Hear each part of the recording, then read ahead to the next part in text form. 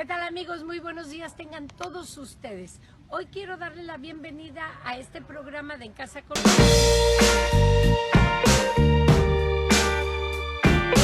Un placer estar con todos ustedes en este día.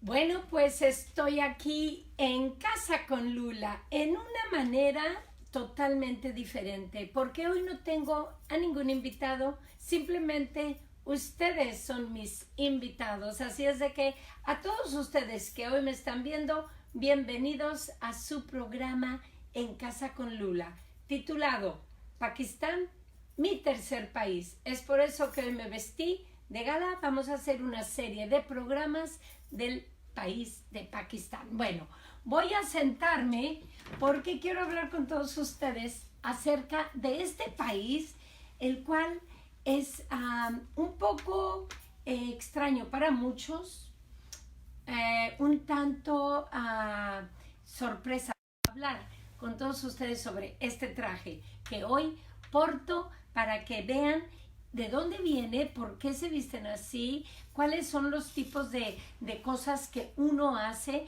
para poder estar con la cultura. Bueno, ¿por qué no empezamos desde un principio?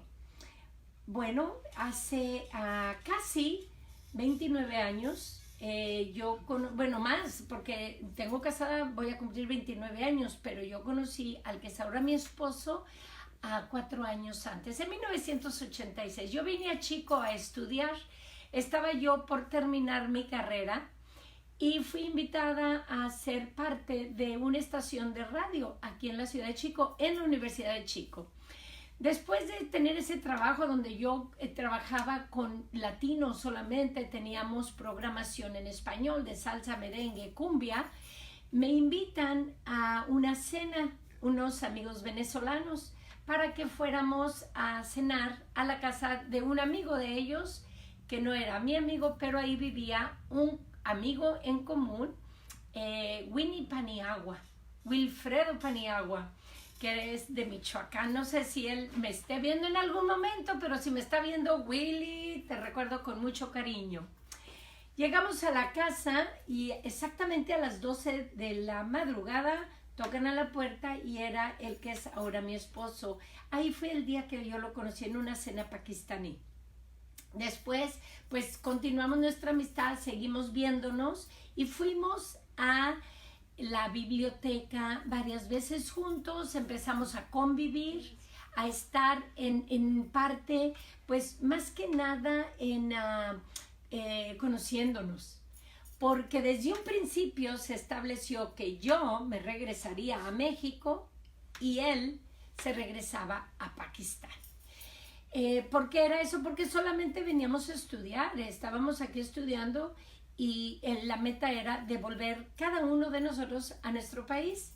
Bueno, fue ahí en esos 4 años donde yo empecé a conocer un poquito de la cultura pakistaní. Pero quiero recordarles a todos los que ya saben de mi historia, pues que bueno, va a ser como repetirla, ¿no? Pero cuando yo tenía 8 años en el colegio Pedro Moreno, al cual yo asistía, nos hicieron lo que era la clase de ese año, de geografía, donde me imagino que muchos de ustedes se van a relacionar con esto, la historia de los países. Entrábamos primero en nuestra ciudad, en nuestro estado, de ahí partíamos al país y el continente, de ahí salíamos a todos los países. Tenemos que aprender el país, la capital y el continente. En ese tiempo, Pakistán acababa de independizarse, porque Pakistán se independizó, que fue en 1947, si no estoy equivocada, o 74, algo así. Pero eso no es importante. Lo importante es que a mí, en 1968, cuando pasan tantas cosas en México, pasa la noche de Tlatelolco en la Plaza de las Tres Culturas, las Olimpiadas en México, y ese año es cuando nos ponen a trabajar en cuanto a los países nuevos, a los países que se independizan, la televisión viene a colores, y entonces al final del año la madre Tecla, que era la madre que dirigía el salón del segundo año, nos pide que hablemos de un país, que seleccionemos ese país y hablemos de él en un tipo informe que íbamos a dar al final del año. Cuando yo me doy cuenta, muchos años después, que el país que yo seleccioné fue Pakistán, fue cuando yo ya estaba casada. Mi mamá me regaló una libreta donde yo había escrito todo acerca del país de Pakistán. No hay coincidencias, hay diosidencias. Entonces, bueno, volvamos a lo que es la parte donde yo conozco a mi esposo. Cuando él me habla, empezamos a hablar de Pakistán, de la cultura, de las tradiciones, de la religión. No entrábamos mucho ni en religión ni en dinero, porque eso era fuera, eso era algo sagrado, eso estaba fuera de nuestra conversación. Pero sí hablábamos mucho sobre la cultura, donde yo empecé a ver que la cultura de él y la mía se relacionaban mucho. Yo crecí en un pueblo, Lagos de Moreno, donde en aquel tiempo, cuando yo estaba pequeña, mi papá no creía en la mezcla de hombres y mujeres en la misma sala, entonces él tenía una sala para nosotras, la sala de mis hermanos y la sala de las personas que venían a hablar con él, que era donde él hacía sus negocios. Entonces, cuando mi esposo empieza a compartir conmigo parte de la cultura de él, que no era la que ellos llevaban, porque la familia de mi esposo es una familia muy abierta, todos con preparación universitaria, pero sí existen muchísimas áreas donde la cultura divide al hombre y a la mujer, y vaya que estas son aldeas, así es de que no malinterpreten, por favor, porque en las ciudades como Lahore, Islamabad y entre otras, pues la cultura ya es diferente porque hay mucha modernidad, aunque no parece, pero aún así yo me asimilaba mucho a esa parte de la cultura. Pero miren, llega el momento en el que una tiene que decidir, y me imagino que en la mente del hombre también, ¿no? ¿Quiero ser parte de esta cultura, sí o no? Aunque nuestra mente, tanto de mi esposo como la mía, era de me gradúo y me voy de aquí y qué gusto conocerte. Lo que a mí me atrajo mucho de él fue el respeto hacia mí como mujer, como estudiante, como independiente, como una persona preparándome. Eso a mí me impactó, porque muchos de ustedes tienen la idea de que en Pakistán hay mucho machismo. Sí existe, al igual que en México, al igual que en Latinoamérica, al igual que en Estados Unidos. El machismo siempre va a existir, pero la diferencia es la persona. La persona que habla del machismo es aquella que no lo practica, ¿sí? En muchos casos me equivoco, porque muchas veces hablan del machismo, machismo, machismo, y ¿qué es lo que hacen? Pues son machistas. Pero no era el caso ni de mi esposo ni de su familia. Son personas muy lindas, muy abiertas, muy accesibles a cualquier situación que se presenta. Por tanto, después de los 4 años de conocernos, viene toda mi familia a Estados Unidos. Mi esposo no podía salir porque estaba con una visa de turista. Y entonces yo le dije, no nos vamos a ver por todo este tiempo que mi familia esté aquí. Vaya que estaba toda mi familia, y yo vengo de una familia muy grande. Y entonces pasaron 3 semanas y yo no lo veía. Y vivíamos relativamente cerca porque estudiábamos en la universidad y vivíamos dentro del área donde viven los estudiantes. Y entonces un día tocan a la puerta, abro la puerta y me dice, dile a tu papá que si me da tu mano. Así. Y entonces volteo yo riéndome y le digo, oh sí, mi papá va a decir que sí porque va a creer que yo soy la que estoy pidiendo mi propia mano. Fue algo cómico como pasó, pero ahí venía mi decisión, ¿no? Y es la decisión de muchos de ustedes cuando tiene que ver con una relación de una persona de otra cultura.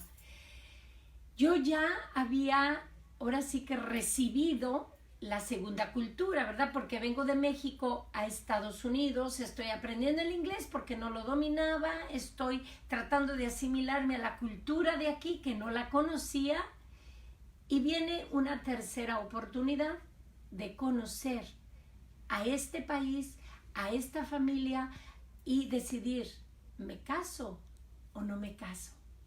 No es fácil, se los digo honestamente, no es fácil tomar una decisión, porque estás hablando de, yo me quiero regresar a México, ahora la pregunta es, ok, si acepto casarme contigo, ¿dónde vamos a vivir? Segundo, si acepto casarme contigo, yo soy católica, tú eres musulmán. Tercero, si acepto casarme contigo, ¿vamos a tener familia? ¿Y qué va a pasar con nuestra familia? Esas preguntas son las más importantes, creo yo, cuando viene una decisión de esta índole. No es fácil en el sentido que si decides quedarte en este país, tu segundo país, aceptas tu tercer país, pero tienes tu propio país donde está tu cultura, tu familia, tus tradiciones, todo. Es cuando sí tienes que sentarte, meditar y tomar una decisión. Quiero realmente hacerlo. Segundo, la religión. Sin entrar en detalles de religión, sí quiero tomar un poquito, porque muchos de ustedes que me están viendo el día de hoy están preguntándose, y muchos ya me han preguntado, ¿qué pasa con la religión? Pues no pasa nada. Realmente, amigos, no pasa nada, porque yo soy católica de nacimiento por generaciones y generaciones. Mis antepasados que vinieron de Europa o de aquí mismo en México, pues la religión está establecida por años.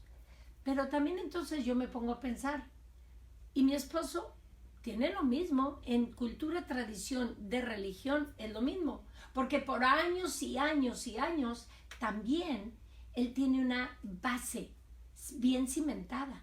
Entonces entra ahí el respeto, la comunicación con esa persona con la que estás haciendo una relación o llevando una relación para formar un hogar.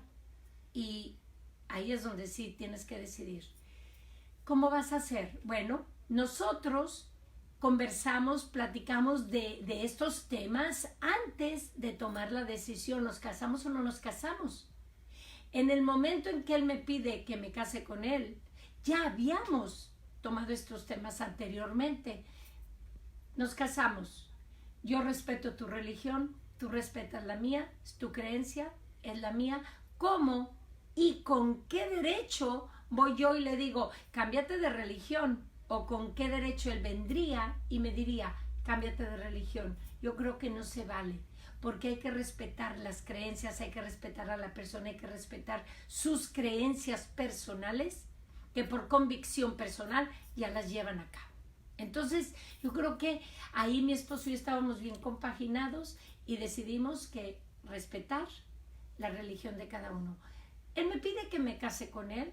Ahí yo no le dije en qué religión, no le dije por qué en esto, por qué en aquí, nada. Simplemente me pidió que nos casáramos, tomamos la decisión en ese momento. Volteo con mi papá, les traduzco y me dicen, papá, tú decides, tú estás lo suficientemente grande como para tomar una decisión.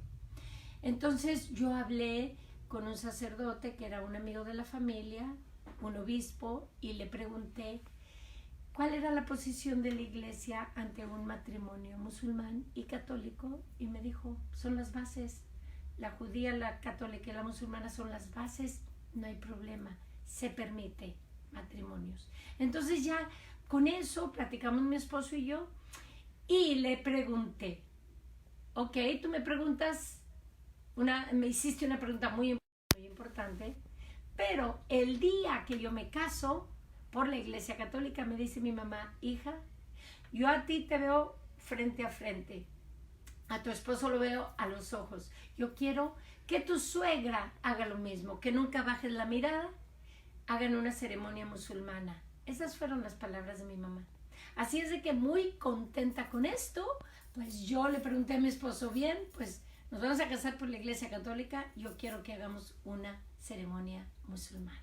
Y así fue. Entonces fue una decisión difícil, pero a la vez ya hablada, conversada con la persona indicada, pero sobre todo, ¿qué tienes que tener en mente? El respeto para esa persona, tanto tú para ella como ella para ti.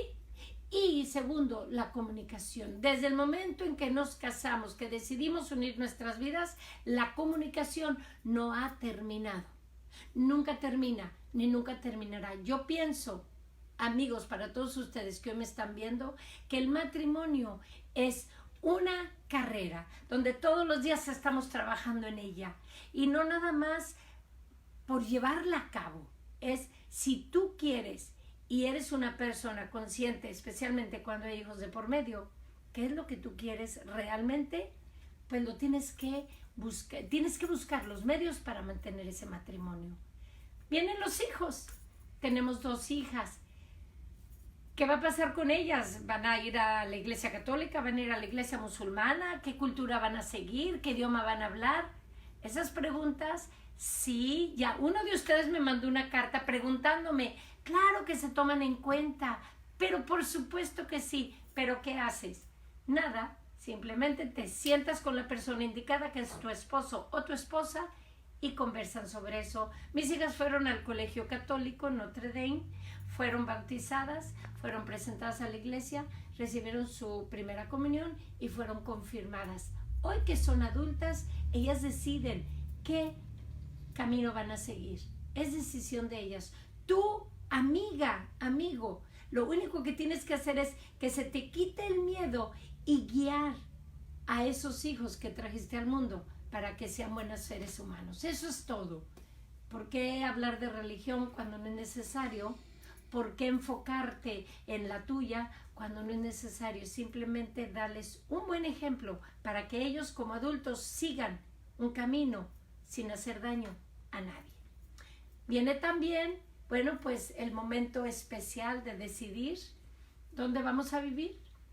Mi esposo y yo decidimos que ni en México, ni en ni en Pakistán. Decidimos quedarnos en Estados Unidos. ¿Por qué?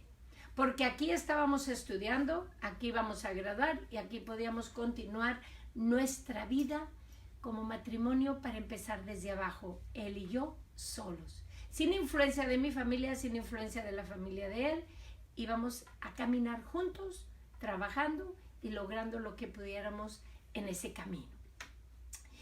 Pues ya nuestra vida parecía estar toda arregladita, ¿verdad?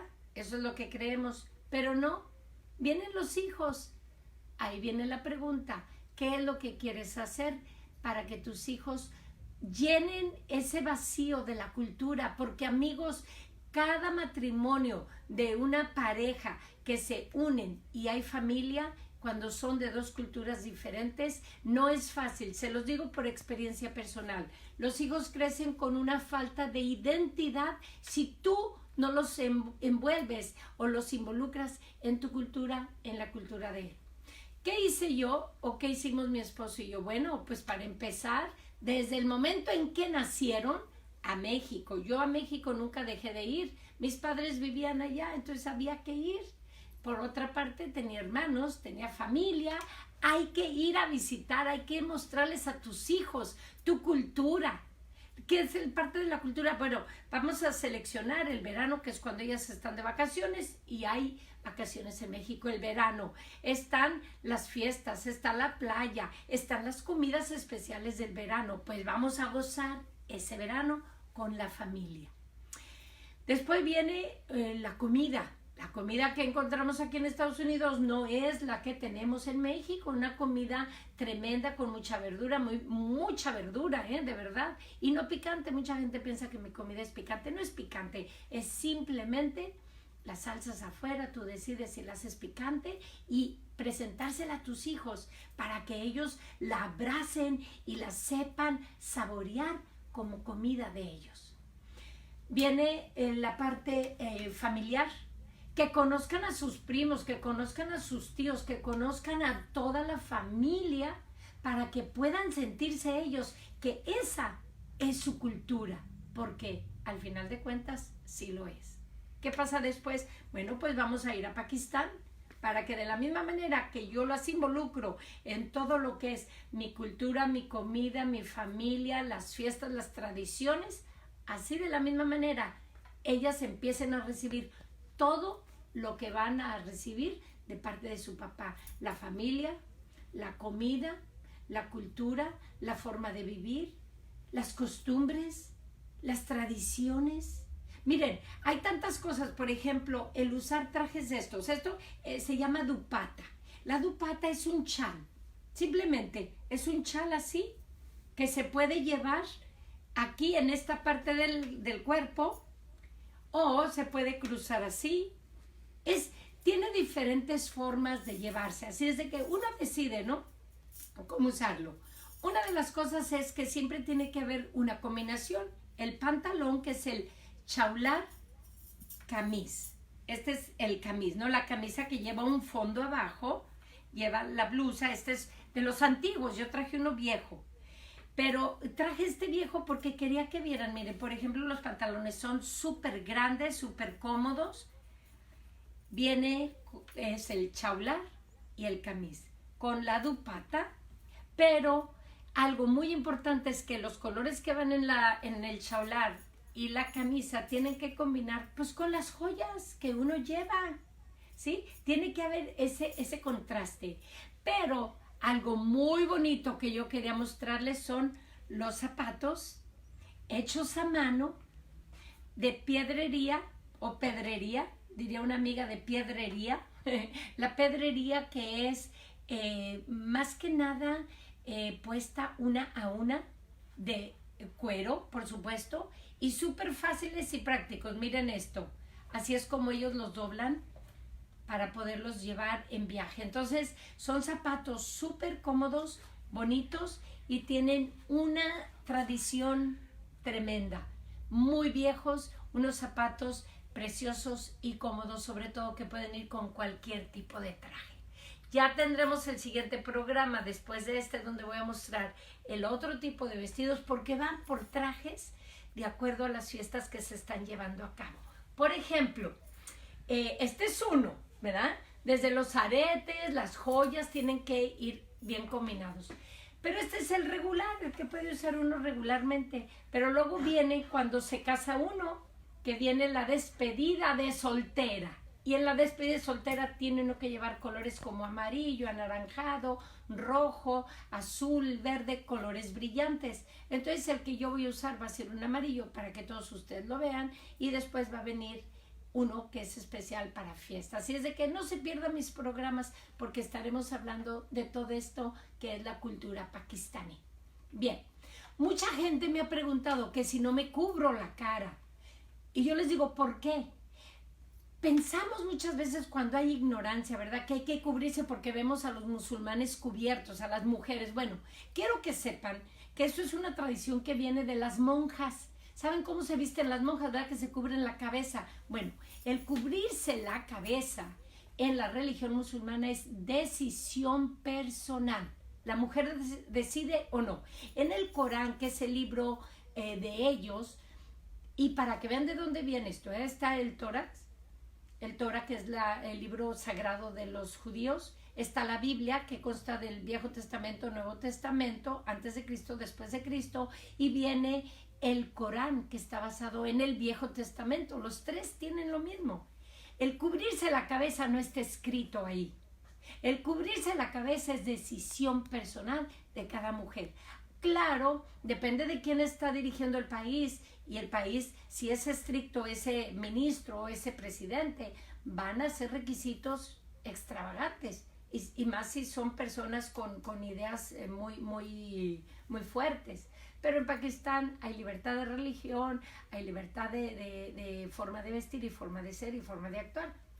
En ninguna de mis familias en Pakistán usan la dupatta en la cabeza, que sería otro nombre y tiene otro nombre eso, por supuesto, pero voy a decirles cómo sería. En todo caso, cuando estamos en la fiesta o en algún lugar, en la casa simplemente, y a cada 5 horas cantan, entonces si yo quisiera cubrirme la cabeza, esto es lo que haría yo.